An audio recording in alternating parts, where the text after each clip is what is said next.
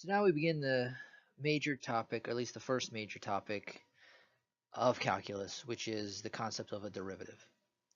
There are four major problems that came out of mathematics in Europe within the 17th century. They were the tangent line problem, the velocity acceleration problem, the minimum maximum problem, and the area problem. And these were all separate questions at one time. Eventually, they came together to form what we think of as calculus. The first three questions have to do with something called a derivative. The fourth question has to do with something called an integral, all of which we'll touch on throughout the course of this class. So we start with the tangent line problem, which will then lead us into velocity, acceleration, maximum, minimum. And then eventually we'll wrap around into this area problem. And so the idea here is we need to start to think about what a tangent line is, get some definitions down, and then eventually learn what a derivative is. Okay, so we need two definitions. One, what is a secant line? And two, what is a tangent line? Each for a curve. So definition, secant line. A secant line of a curve is a line that locally intersects 2 points on the curve. So essentially goes through 2 points on the curve. And this line will give the average slope, average being the key, average slope of the curve between those points. So if you look at this, here's 1 point, here's another point on this curve. The black is the curve f of x. Okay?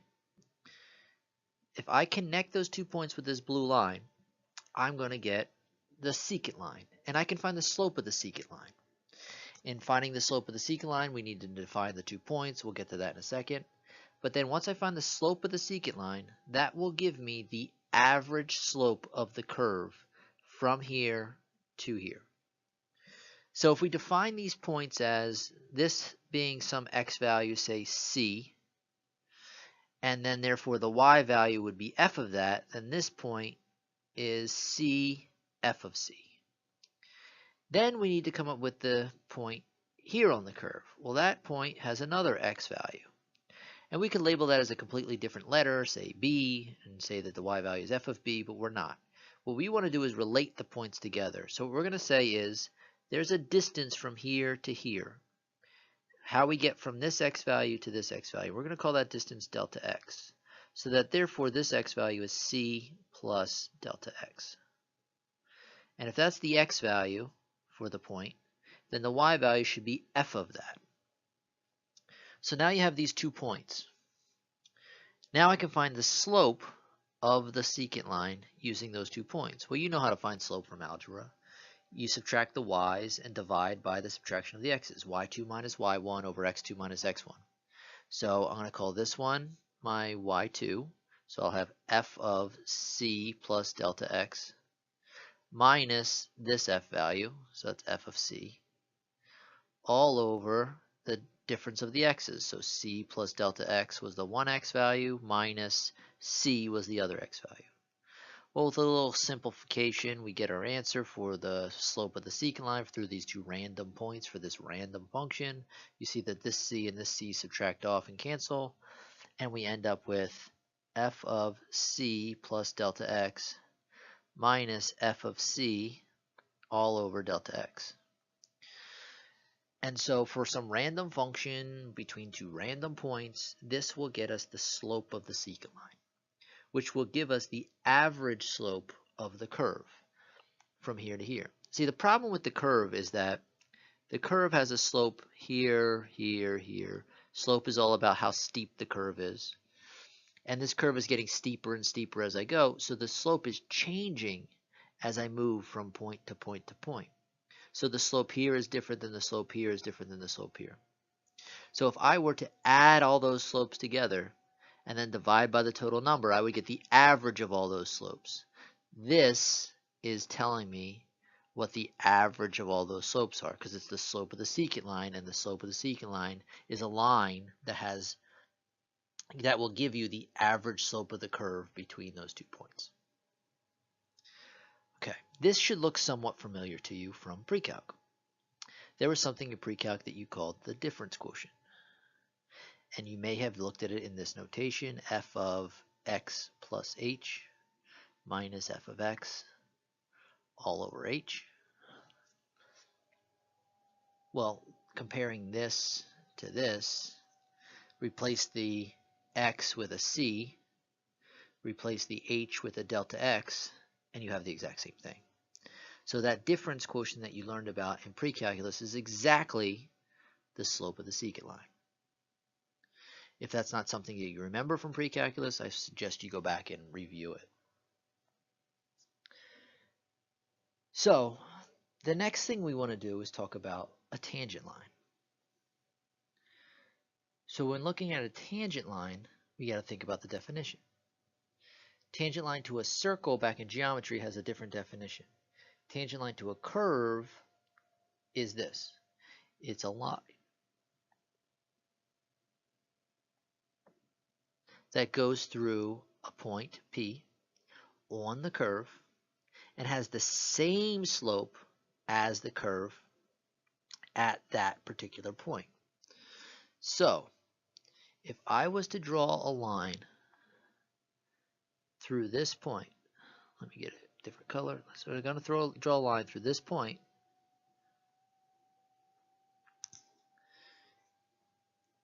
If this line were in fact a tangent line, and if I could find the slope of this line, the slope of this line would give me the exact slope of the curve right at this location. So what we need to try and do is find the slope of this line. Well, the way we do that is through the slope of the secant line. And so the idea here is I need to make the secant line turn into the tangent line. And if I can do that, since I can find the slope of the secant line, hopefully that will help me find the slope of the tangent line.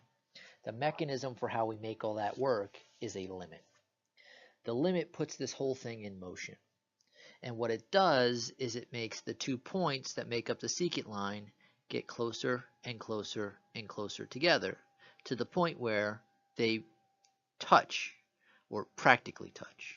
And essentially they take the secant line and turn it into a tangent line. The next video will further illustrate that.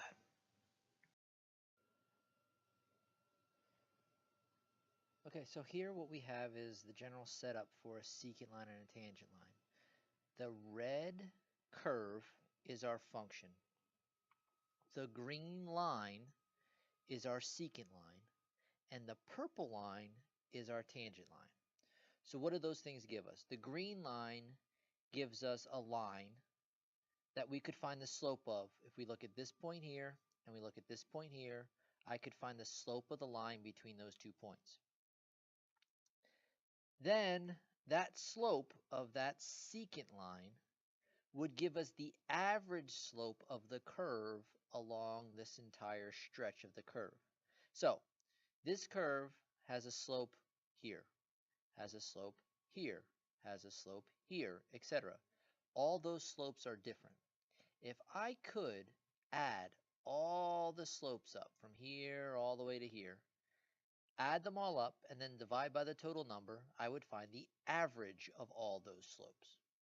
The average of all those slopes would be exactly the slope of this secant line. Okay. Then this purple line is the tangent line. So that tangent line has to do with the slope of this curve as well, but rather than give me the average slope, if I could find the slope of this tangent line, that slope of that tangent line would be the exact slope of the curve at this specific location where it hits the curve. So what I'm going to do is try and find a way to get this secant line slope to get closer and closer to that tangent line slope. And this is how you do it. It's very simple. If I take this point here and I start making this point get closer and closer and closer to this other point, well, what's happening? The curve, the interval of the curve is getting smaller. But I'm still finding the average slope, but it's the average slope over a smaller portion of the curve. And then I can find the average slope over this portion of the curve. So this line is now a different line than it was originally. But I can still find the slope of this line from this point to this point. And the slope of that line would give me the average slope of the curve from here to here. what I'm going to do is I'm going to make this point get closer to this purple point. And so now look at this. The interval of the curve, if I could zoom in, you would see that the interval of that curve is very small. But I'm still, the green line, the slope between these 2 points, is the average slope of the curve. But look at the green line versus the purple line. The green line being the secant line, the purple line being the tangent line. The slope of the green line is really close to the slope of the purple line.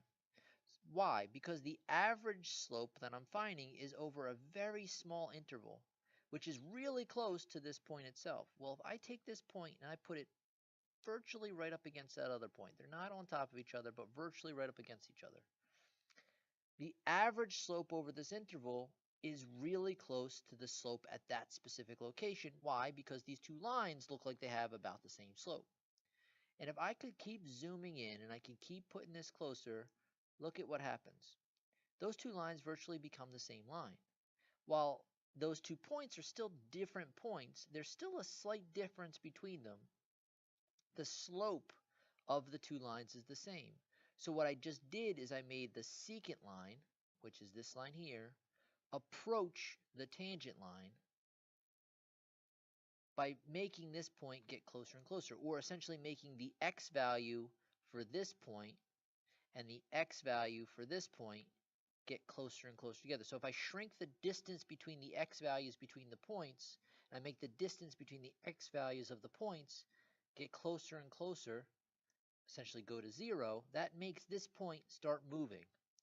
And as this point starts moving, the secant line and the tangent line start to becoming closer and closer to the same line. Therefore, their slopes become closer. And if their slopes become closer, then the secant line slope approaches the tangent line slope. But the thing that makes that happen is making the distance between this point and this point go to 0. And the way we make the distance go to 0 is by taking the limit as the distance goes to 0.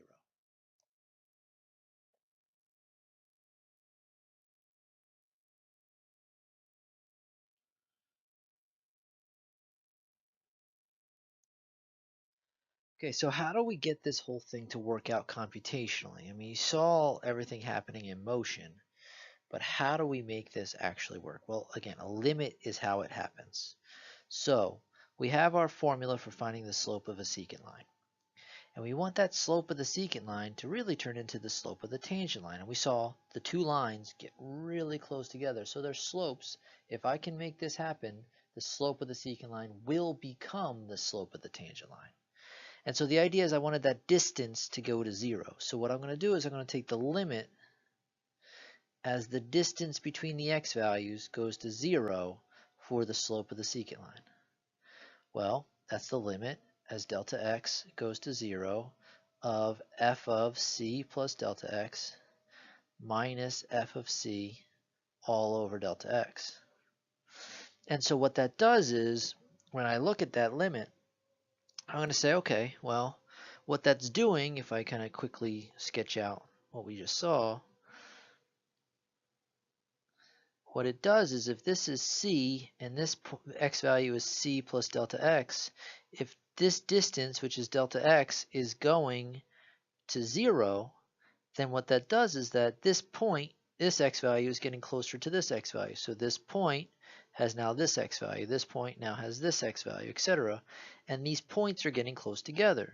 So once they get close together, the idea here is that this, okay, line that goes through these points gets really close to the slope of the tangent line.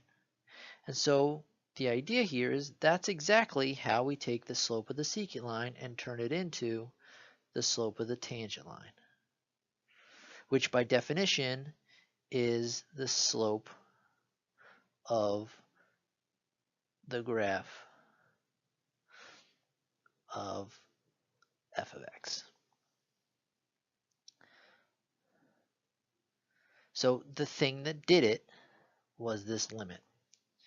That's what put this in motion. I mean, I can see here I can draw this line, I can draw this line, and this line, and this line, but the limit puts that whole thing in motion. So when we think about limits, we don't think of things going in motion, but that's exactly what's happening. If x is approaching 0, X is moving. And if X is moving, that animation of this line moving down this way is exactly what's happening. So this is describing that movement. And that's exactly the definition for the slope of the tangent line, which is what we have here. So the definition for the slope of the tangent line would be the limit as delta x goes to 0 for the change in y over the change in x. The limit of the slope. What slope specifically? This was the slope we discussed of how we found the slope of the secant line. We canceled the c's. That gave us this. And if we take the limit as delta x goes to 0, we get the slope of the tangent line. And that will give us the slope of the line that passes through CF of C and has slope m tan, slope of the tangent line, okay? Which is also the same as the slope of the graph at CF of C. So when you ask a question, find the slope of the tangent line, you could also say, find the slope of the graph at x equals c, or at this point CF of c. Couple of things here though we got to notice.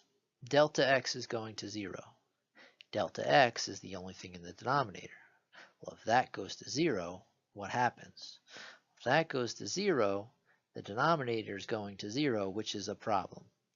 Now, going to 0 and being 0 are different things. Remember, limits aren't about what happens at a value. Limits what happens when you get close to a value. So this denominator is getting close to 0. But that does present somewhat of a problem when we do our computation for limits. So we'll see a few examples. All right, so here we have a question. We want to find the slope of the graph for f of x equals 5x minus 2 at 0.28. Now, I could answer this question without doing a single bit of calculus. I could answer this question just knowing very basic algebra 1 concepts about lines. Well, why? Because this is a linear function. Graphically, a graph would represent a line. I know that the slope of this line is 5 just by staring at it. It's in the y equals mx plus b format, so easy to pick out the slope. And if it's a line, then the slope is a constant slope, which means the slope's the same over the entire graph. Well, that means at this point, the slope would be 5. At another point, let's say 1, 3 is a point on this line. The slope will also be 5. At point 0, negative 2, the slope will also be 5. So the idea here is that no matter what point I'm working with, the slope's always going to be 5. And I know that just from what I know about lines. All right. So why give you this question?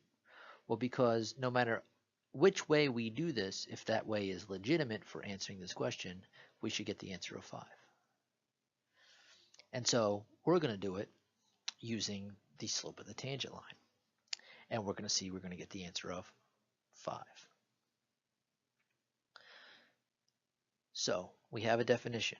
And that definition is that the slope of the tangent line is equal to the limit as delta x goes to 0 of f of c plus delta x minus f of c all over delta x.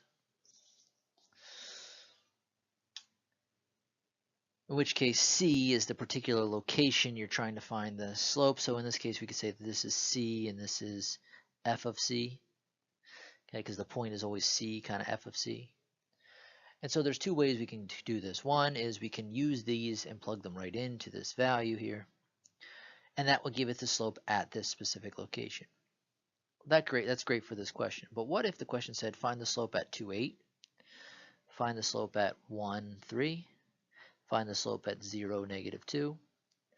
By plugging the point in at the start, we're only doing work for that point. And then if I want to find the slope at this point, we would only be doing work for that. And if I want to find the slope at this point, we would only be doing work for that, which would make us do the work 1, 2, 3 times. I don't like doing the same work over and over again. So what I would do is say, let's not plug the point in right away. Let's instead leave this C as just C. let it just stay C for right now. And then once we do all our work, in the end, whatever we get, we'll have C's in it. And when it comes down to it, then we'll plug this point in. And if we have another point, we'll plug its C value in. And then we have another point, we'll plug its C value in. That way, we only have to do all this work one time. Okay? So, let's get to work. So what I need to do here is I need to find a couple things. F of C, I'm just going to leave F of C. It's really essentially this function here. Okay? I can call it F of X, I can call it F of C, whatever I want to do. So what I want to do is I want to say, okay, let's find F of C plus delta X. Well, if this is F of X, then this should be 5 times C plus delta X minus 2. I'm just taking this, I'm plugging it into the function, and I'm getting this answer, which ultimately would give me 5C plus 5 delta X minus 2. Then I'm going to find F of C. Well, F of C is going to be 5 times C minus 2, 2. So 5C minus 2. And again, leaving C to just be C. Okay, I'm not letting C be anything in specific. Okay. If you want to go one step further, rather than letting C be C, we could just let C, since C represents an X value, we could just let this be X. In which case this would be X, this would be X, this would be X, this would be X, X, X. And then say, okay, well then what specific X value? What, if X equals C, what specific X value would we be using? Well, for this point, the X value is 2. That's my C or my X. For another point, say like 1, 3, my C value would be 1, which would be my X. I actually prefer that method to looking at this. It will help further down the line. So if I continue this process out like this, what do I have? Well, I have to do the limit as delta X goes to 0 of F of X plus delta X, which is sitting right here. So that would be 5X plus 5 delta X minus 2 minus F of X, which we know is right here. Here's F of X. So that's 5X minus 2 all over delta X. So this is what I'm trying to compute. Well, it's a limit. And so think about all the things we learned about limits. What are we going to do? Well, the problem here is that delta X is going to 0, so we can't have the denominator go to 0 or be 0. And so we need to try and simplify this, work with this somehow so that that's not the case. Well, take a quick look at this. We're subtracting 5X minus 2. That negative can distribute in here and here. And so ultimately, what does that give us? It gives us the limit as delta X goes to 0 of 5X plus 5 delta X minus 2 minus 5X plus 2. Again, that negative distributes in, gives us that all over delta X. We then have a 5X and a minus 5X, a minus 2 and a plus 2. They all cancel. And so I end up with the limit as delta X goes to 0 of 5 delta X over delta X. Still have a problem with the delta X in the denominator and it going to 0, but now look, this delta X and this delta X can cancel. And so what do we have? We have the limit as delta X goes to 0 of 5. Well, the limit as delta X goes to 0 of 5 is going to be 5. Why? This is a constant. We're taking the limit as delta X goes to 0 of a constant. We learned that the limit of a constant is that same constant. Well, what is that? That is the slope of the tangent line. So the question said, find the slope of the tangent line to the graph at 2, 8. We just found the answer to be 5. Where did the 2, 8 come into play? Think about this 2, 8. Where did it come into play? Nowhere. Nowhere in this problem did we look at 2, 8. Well, why is that? Because this slope is the slope of the line. And if I'm looking at a line and I'm here or here or here, the slope is the same. So this answer should not be dependent on this 0.28 because this 0.28 has the same slope as this 0.13, has the same slope as this point 0, -2. If all these points have the same slope, then the answer I get should have nothing to do with this point. It should be the slope regardless of which point I'm at. That is an important idea, and you'll probably understand it a little bit better when we get to the next example and you see where the point does play a role in the problem. But due to the fact that we have a line, the slope is constant the whole time. We knew the answer was going to be 5. We got an answer of 5. I made a little twist to this problem by doing this x equals c thing. But remember, c just stands for some random x value. And delta x is the distance between that x value and the next x value. So whether I call it c or x really has no bearing on this problem. I prefer to use x. Again, I think that'll help in the next couple examples to understand further what we're going to call a derivative, but it doesn't matter. If I did this whole thing with c's, if this was a c, then all these would be c's. If this was a c and this was a c, they'd still cancel out. You would still end up with this right here. The delta x would still cancel and you still end up with 5. Okay, so here we want to find the slopes of the tangent lines to the graph of f of x equals x squared plus 2 at 0, 2 and at -1, 3. All right, couple of things. I want to find the slope of the tangent line. The last question said find the slope of the graph. These are not different questions. The slope of the tangent line is the same as the slope of the graph. Now, 0, 2, -1, 3. I'm trying to find the slope at 2 different points. You should know what this looks like graphically. That is a parabola, and that parabola would be moved up 2 units and would look something like this. While 0, 2 is right there, -1, 3 would be about there. If you think about how steep this graph is here versus here, it's steeper here than it is here. The slope here should be different than the slope here. So the slope of the tangent line here should be different than the slope of the tangent line here. So in this question, unlike the last one, I should expect the slope to be dependent on the point, which means that these points are now going to play a role. So what are we going to do? Well, what we're going to do is we're going to use our definition. The slope of the tangent line equals the limit as delta x goes to 0 of f of, I'm going to use x plus delta x minus f of x all over delta x. I'm going to go straight to the x's. I'm not going to use c's anymore. So in order to find this for this function, we need to find f of x plus delta x. Well, if this is f of x, then I should take x plus delta x, square it, and add 2. If I square x plus delta x, I don't square this, and then I'm done.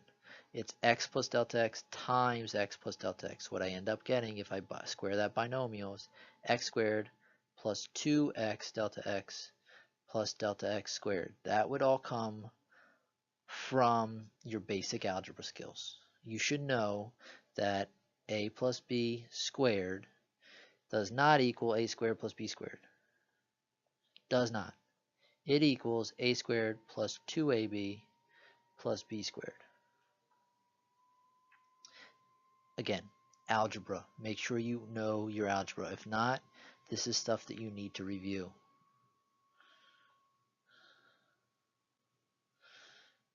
So that's why the answer is x squared plus 2x delta x plus delta x squared, then I still have this plus 2. So what I'm going to do is I'm going to take that and I'm going to plug it in here. F of x, which is x squared plus 2, is going to get plugged in there. So my slope of my tangent line